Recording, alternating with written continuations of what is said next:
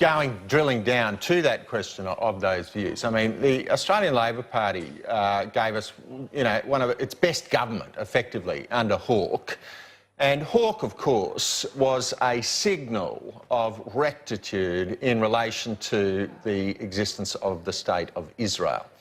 And yet we find, over the decades since, this sort of gradual white-anting, which has massively accelerated under Bob Carr. In Israel, this tiny little state of sort of 8 million people, you can barely find the angel on the pin of the needle, its geographic footprint in the Middle East. It is under assault from Hamas, from Hezbollah, from Iran, which still wants to push it into the ocean.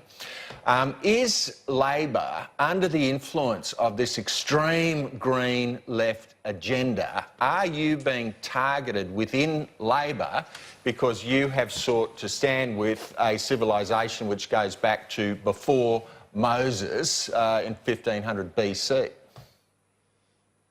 It's good to see someone who's got some historical perspective.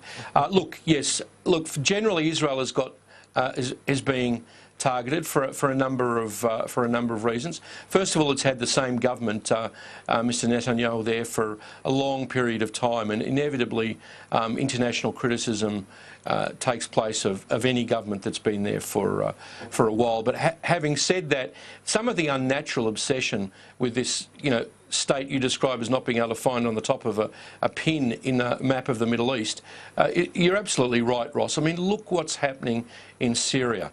500,000 people have been killed, mainly by their own government.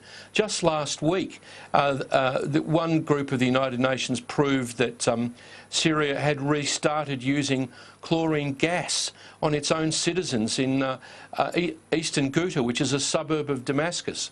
Imagine 1/10 of the odium that Israel gets being attached to Syria. And talking about that, the rest of the region, Iraq, Iran, the war between Saudi Arabia and Yemen, it is unnatural that the Israel situation gets all of this perspective. I do think there's a bit of pushback in the Labor Party, and I have confidence that at our next national conference that there'll be a balanced resolution that's presented. But that's not without a lot of work, that's not without a lot of personal acrimony, and that's not without a lot of the trolls on Twitter and the hardliners surrounding Bob Carr and his gang, personally targeting you, taking dossiers around the parliamentary press gallery, all of these kind of things.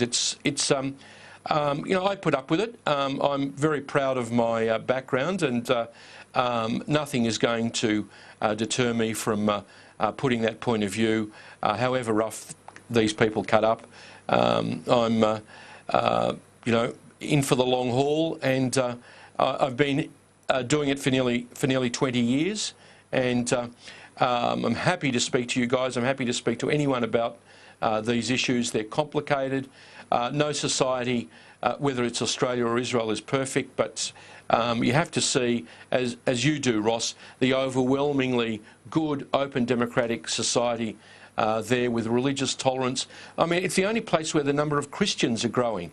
Christianity, which began in the Middle East, is being driven out of Syria, out of the Palestinian territories, out of Iraq. It's, you know, the plight of Christians in the Middle East is terrible, and it's terribly ironic that the only place they're safe in is the Jewish state of Israel.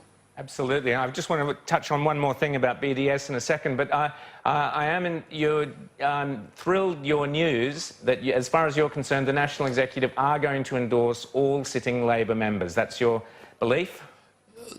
That's my belief, and there are factional arrangements which also do that in Victoria. There's a lot of turmoil there at the moment, but I understand that's the motivation of all of those people too. So it's not something especially for Danby, but you know, if other sitting members are standing again, they will be re-endorsed as well. We don't want to be spending our time fighting each other in pre-selections.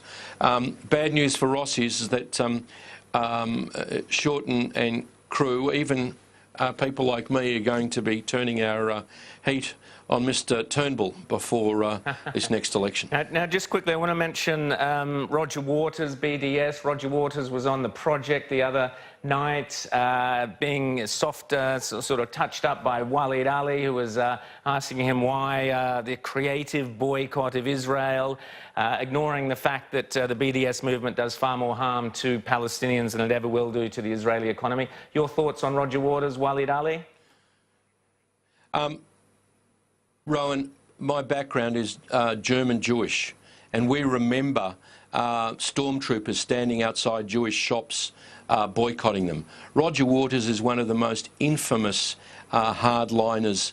He made dance there on the project with Waleed Ali, but it doesn't sanitise his views. The BDS is made very clear by all of its leaders, including Omar Barghouti, is focused on elimination of the Jewish state. It's not aimed at changing its policies.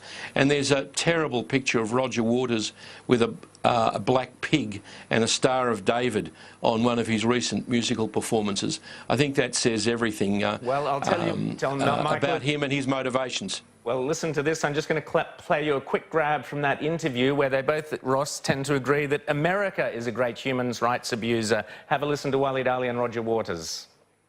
Why the specific focus for you on the creative boycott of Israel? You're prepared to play all manner of countries that have terrible human rights records. Yeah, like the United States, for instance. Indeed. So there you have it, Michael. Waleed Ali believes that America is the great human rights abuser. No mention of his home or his ancestral home of Egypt or any of these other, Syria and all the rest. America is supposedly... See, the problem, Rowan, is all the millennials watching that project program never have anyone who can debate these kind of things, debating Roger Waters or Waleed Ali. And frankly, most of the hosts wouldn't even see it as an issue. They wouldn't understand the issue. Well, you know, one of my